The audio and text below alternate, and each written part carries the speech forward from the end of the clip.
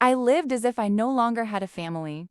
It all started with one lie, a single lie my older sister told my parents, and somehow that was enough to erase me from their lives. According to her, I had dropped out of medical school, not taken a leave, not hit a rough patch, dropped out, failed, walked away. And just like that, my parents stopped calling. They blocked my number. They ignored my emails. They returned my letters unopened. They missed my graduation, my residency ceremony, and later, even my wedding. For half a decade, I wasn't their daughter anymore. But the truth is, I never dropped out. To understand how this happened, you have to understand what it was like growing up in our house in Hartford, Connecticut. There were two daughters in the Woolette family, but only one of us ever really mattered. My sister Monica was older, louder, brighter in every way that counted to my parents. She was charismatic, social, the kind of girl who could charm every adult in a room before dessert was served. My parents adored that. They loved polish. They loved presentation. And Monica gave them exactly what they wanted. I was the opposite, quiet, bookish, always buried in biology notes or chemistry flashcards, while Monica held everyone's attention at the dinner table. I wasn't rebellious or difficult. I just wasn't interesting enough for them to notice. And there's a difference between being ignored and never really being seen. When I was in 8th grade, I qualified for the state science fair, the only student from my school to make it. That same weekend, Monica had a local theater performance. My parents went to her show. I came home with a second-place ribbon and set it on the kitchen counter. My father barely looked at it before saying, "That's nice, Irene." That was it. So I did what invisible children often do. I worked harder. I studied more. I tried to become impossible to overlook. And eventually, I did. The day I got accepted into medical school in Oregon, something changed. For the first time in my life, my parents looked at me with something close to pride. But that moment, the one I had waited my whole life for, didn't just make me visible. It's made me a threat, and Monica noticed that before I did. When I got into medical school, I honestly believed things were finally changing. My mother called relatives. My father read my acceptance letter twice. Even Monica seemed supportive at first. She started checking in more often, asking about my classes, my professors, my apartment, my schedule. At the time, I thought she was trying to be a better sister. Now, I know she was collecting information. By my 3rd year in medical school, I had one person in my life who truly felt like family, my best friend and roommate, Sarah Mitchell. Sarah had grown up in foster care. No stable family, no fallback, no one she could count on except the people she chose. And somehow, she still became the warmest, strongest person I knew. She got me through brutal exams, breakdowns, loneliness. In every moment, I doubted myself. Then she got diagnosed with stage 4 pancreatic cancer. Everything changed overnight. I went to the administration, explained the situation, and officially filed for a temporary leave of absence to care for her. It was approved immediately. It was documented. My place in the program was secured. I was set to return the following semester. It was a painful decision, but it was the right one. I moved in with Sarah, drove her to treatments, stayed with her during chemo, and sat beside her through nights so bad she could barely breathe. During that time, I made one terrible mistake. I told Monica, I don't know why I trusted her. Maybe I was exhausted. Maybe I still wanted to believe we were finally becoming real sisters. She sounded sympathetic, gentle, supportive. 3 days later, she called my parents. I didn't hear the full story she told until years later, but I heard the consequences immediately. My father called me late one night while I was sitting in a hospital room beside Sarah. His voice was cold, detached. "Your sister told us everything." I had no idea what he meant. Then he said I'd lied to them, that I had dropped out, that I was hiding things, that I was involved with someone dangerous, that I had ruined the family's trust. I kept trying to explain. I told them about Sarah, the leave paperwork, the school records, the dean, the proof. But they had already decided. My mother cried. My father said not to call again until I was ready to tell the truth. Then they hung up. That phone call lasted a little over 4 minutes. That was all it took for my family to disappear. I called them again and again after that. I sent emails. I attached official documents. I mailed a handwritten letter. I even asked my Aunt Ruth to talk to them. Nothing worked. My father blocked me. My mother returned my letter unopened. And Monica sent me a text that said, "I'm sorry." I had to tell them she wasn't sorry. She had done exactly what she wanted to do. She had taken the one moment in my life when I was finally becoming someone and turned it into the story that destroyed me. And while my family was erasing me, I was sitting beside a dying friend, with nowhere left to go. Sarah died in December. Quietly, early in the morning. Hospital room half lit, machines humming, winter sun barely touching the blinds. I was the only person there when she took her last breath. No family, no dramatic goodbye, just me. A few days later, I stood at the front of a small chapel and gave her eulogy to rows of mostly empty seats. A couple of classmates came. One nurse from oncology came. A foster sister from years earlier drove in. That was it. After the funeral, I went back to her apartment and sat on the floor, surrounded by everything she had left behind. A jacket on the chair, a mug by the sink, books still stacked by the couch. Inside one of those books, I found a note she had written before she died. It told me to go back, to finish what I started, to become the doctor she already believed I was. That note saved me, because at that point I had two choices: collapse under everything I had lost, or climb out of it. So I climbed. I re-enrolled in medical school the next semester. I took out more loans. I worked extra hours. I lived on cafeteria leftovers and caffeine and stubbornness. I studied through grief. I worked through silence.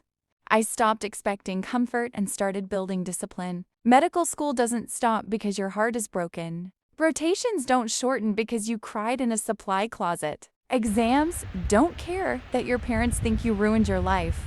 So I kept going, and I graduated. No one from my family came. Then I matched into a surgical residency back in Connecticut, just a few hours from the house I grew up in, close enough to touch, but still emotionally unreachable. That's where my life slowly began to change. I found mentors who believed in me.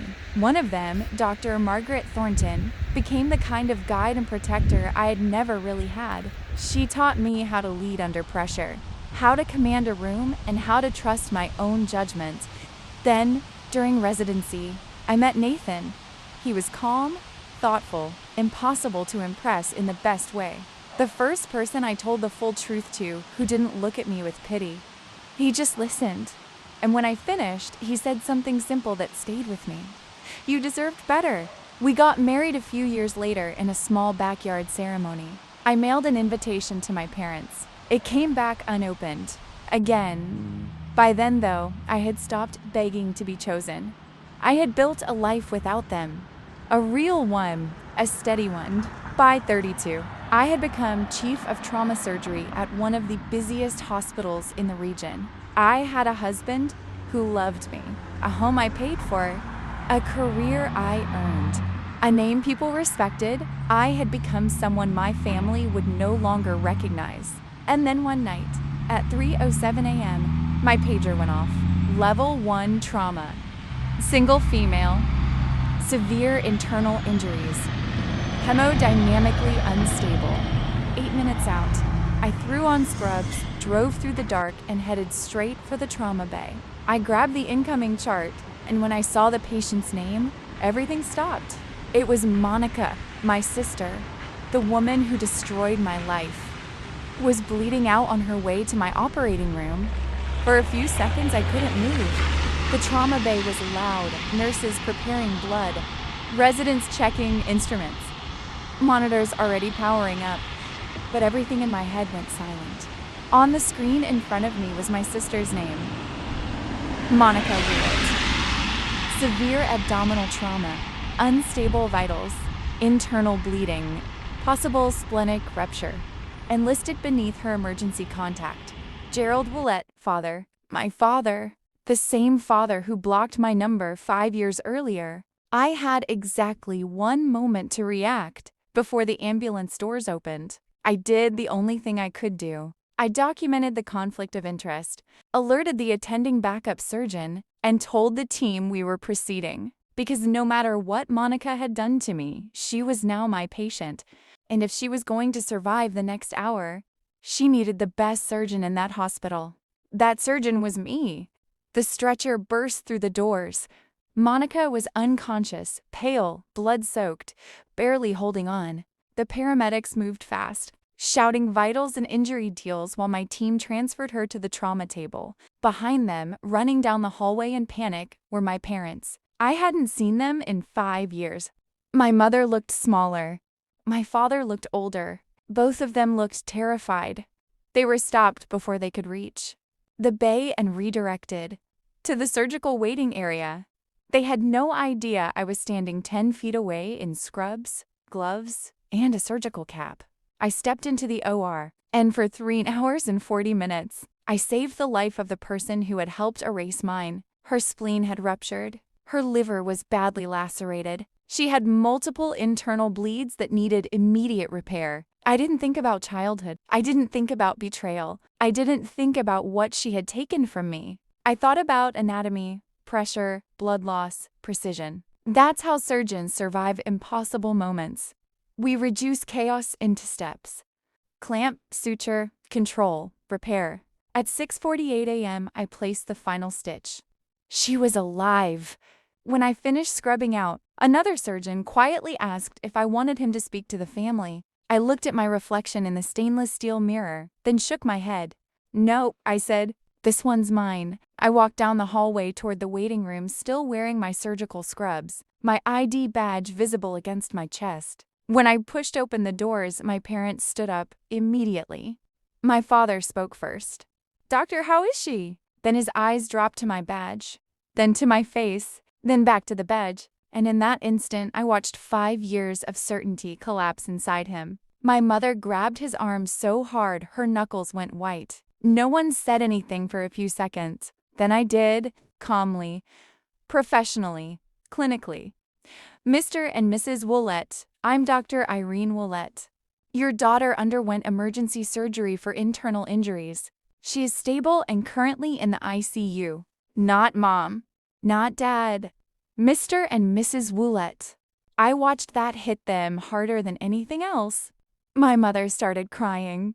My father looked like he had forgotten how to breathe. And then, for the first time in 5 years, they understood one devastating truth. I had never disappeared. They had abandoned the wrong daughter. The waiting room confrontation was only the beginning. Because a few hours later, when Monica woke up in the ICU and saw my name on my badge, the lie she had spent 5 years protecting finally had nowhere left to hide.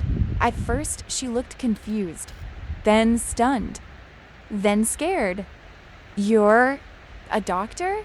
she asked weakly. I looked at her and answered plainly. "I'm the chief of this department."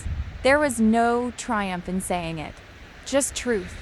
And Monica, even drugged and stitched together, did what she had always done when cornered. She tried to calculate a way out. But this time, she wasn't dealing with rumors in a living room.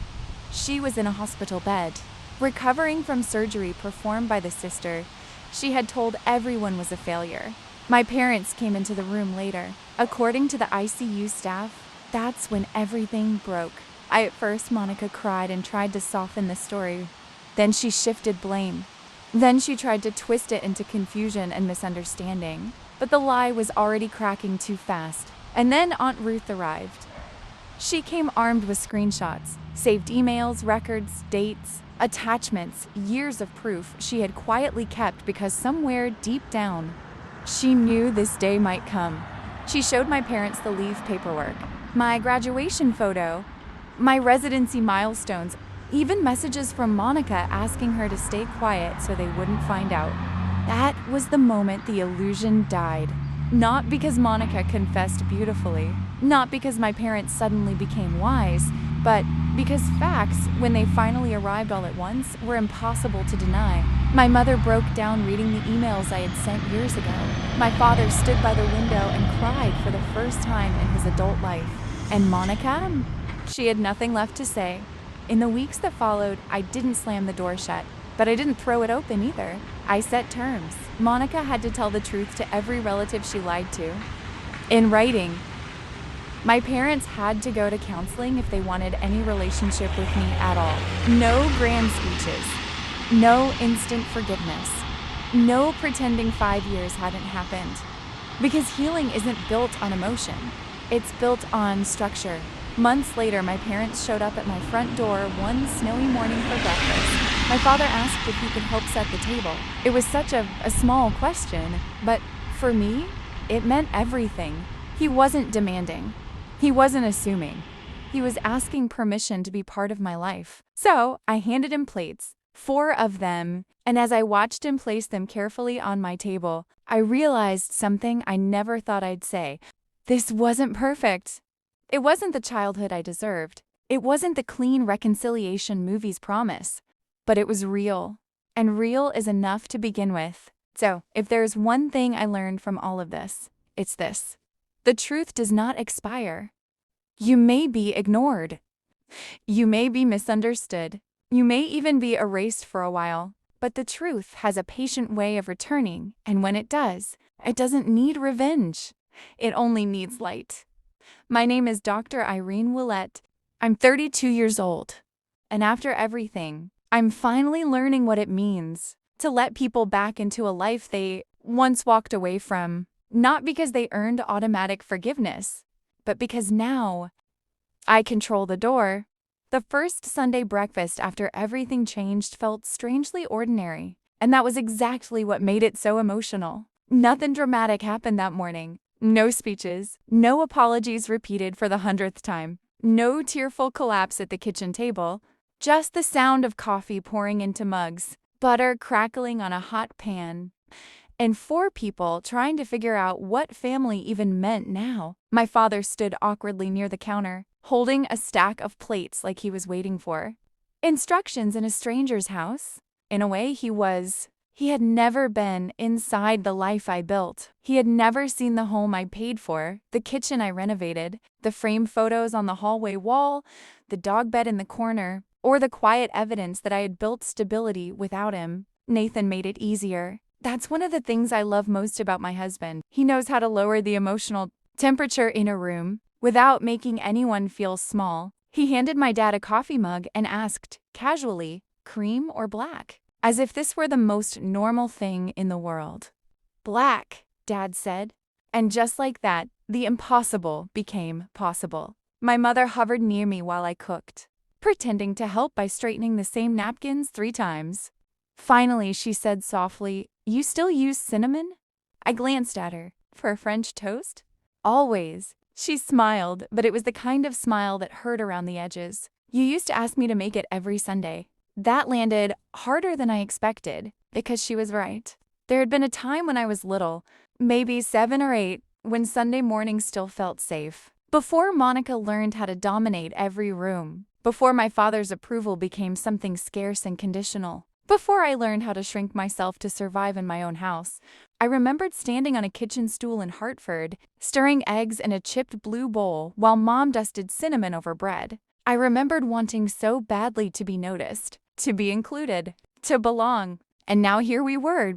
Same smell, same meal, different kitchen, different life. My father set the table slowly, carefully, like he was trying not to disturb something fragile. At one point he looked up and asked, "Forks go on the left, right?" I almost laughed. "Still do," I said. We sat down. 4 plates, 4 mugs, 4 people trying to learn each other again. Nobody talked about the hospital. Nobody said Monica's name. Nobody reached for the past. Instead, Dad asked Nathan about his work. Mom asked about Hippo's vet appointment. I told them about a resident who nearly fainted during a trauma case. Nathan made everyone laugh with a courtroom story involving a judge and a broken microphone. And somewhere between the coffee and the second round of toast, I realized something I hadn't expected. This didn't feel like repair. It felt like construction. Slow, imperfect, unfinished construction. But it was real. And after 5 years of silence, real was enough to keep the door open 1 inch longer. The hardest part of the fallout wasn't the exposure. It was what came after. Because once the lie was dead, Monica had to live in the silence that followed it. And silence is a brutal thing when your whole identity has been built on controlling the story. I didn't see her much during those first few weeks after her discharge. That was intentional. I wasn't ready, and frankly, neither was she. But Aunt Ruth kept me updated in the careful, measured way she always did. "She's not doing well," Ruth told me one evening over the phone. I leaned against the counter, staring out at the backyard while Hippo snored near the sliding door, physically or emotionally. "Yes," Ruth said. That told me everything. Apparently, Monica had discovered very quickly that an apology email doesn't magically rebuild trust. Once the truth reached the family, people didn't scream at her. They didn't stage interventions or dramatic confrontations. In some ways, what they did was worse. They became polite, cold, distant, formal. The cousins who used to text her every week stopped replying with enthusiasm. Family invitations still technically existed, but they had changed shape. The warmth was gone. The easy assumption that Monica was the center of the family orbit had disappeared overnight. For the first time in her life, she was being treated like someone people didn't fully believe. And I think that shattered her more than getting caught ever did. A few days later, she texted me, "Monica, I know you probably don't want to hear from me. I understand if you never do. But I wanted to say thank you for saving my life. I know I don't deserve that from you." I stared at the message for a long time. Then I locked my phone and set it face down. Not because I didn't care, but because gratitude is not accountability, and survival is not redemption. Later that night, Nathan found me sitting on the edge of the bed, still thinking about it. "You don't have to answer tonight," he said. "I know. You also don't have to answer at all." That one sat with me, because for most of my life, I had been trained to believe that if someone reached toward me, even after hurting me, I was supposed to accept it, smooth it over, make it easier, be the quiet daughter, the reasonable one, the one who didn't ask for it too much. But I'm not her anymore. The next morning, I replied, "Me. I'm glad you're alive, but gratitude doesn't erase what happened. If you want a relationship with me, it will be built on truth, patience, and consistency. Nothing else." She replied almost immediately, "Monica, I understand." And for once, I think she actually did, because this time, there was no audience to manipulate, no parents to sway, no cousins to charm, no alternate version of events to sell. There was only the truth. And for the first time in her life, Monica had to survive without being the narrator. It happened on a Thursday, not during therapy, not during some emotional family dinner, not in a hospital hallway or at a holiday gathering. It happened in my garage, because life has a funny habit of putting the most important moments in the least cinematic places. Dad had come by to help Nathan move some shelving units. That alone would have been unthinkable a few months earlier. The old version of my father didn't help, he instructed. He judged. He criticized your tool placement and then left before the work started. But this version of him was quieter, still uncomfortable, still stiff, still learning, but trying. After Nathan went inside to take a work call, it was just me and Dad standing in the garage surrounded by half-assembled storage racks, extension cords, and a cardboard box full of winter coats I still hadn't put away. For a while, neither of us said much. That used to bother me when I was younger, how much silence there was between us. But now I understood something I didn't then. Silence doesn't always mean absence. Sometimes it means someone is standing on the edge of a sentence. They've never known how to say, "Dad tightened one of the bolts with more force than necessary. Then set the wrench down. I read your mother's letter," he said. I blinked. "She showed you?" He nodded. "She shouldn't have had to write it alone. I didn't say anything." He looked down at his hands. Older hands now. Rough knuckles, a wedding ring worn thin over decades. Then he said the one thing I never thought I'd hear from him. I was wrong. Not defensive. Not qualified. Not wrapped in excuses. Just that. I was wrong, and because he was my father, because emotional honesty didn't come naturally to him. He kept going in the only way he knew how, awkwardly, directly, like he was pulling nails out of wood with his bare hands. I believed what was easiest to believe, he said, not what was true. And once I decided, I made your mother live inside that decision too. I punished you because I didn't want to admit I'd failed you long before Monica lied. That hit me in the chest, not because it fixed anything, but because it was accurate. And accuracy matters when you've spent years being erased by false narratives. He swallowed hard and added, I don't expect forgiveness because I finally said the right thing. I just didn't want to die before you heard me say it. There it was. My father, stripped of ego. No authority, no performance. Just regret. I folded my arms, not to protect myself this time, but to hold steady under the weight of it. Then I said the only honest thing I had. I don't know what forgiveness looks like yet. He nodded slowly. Fair. But I heard you. That was all. No dramatic hug. No music swelling in the background. No perfect father-daughter reunion. Just two people standing in a garage, next to a crooked metal shelf, telling the truth later than they should have. And somehow, that was enough for the day.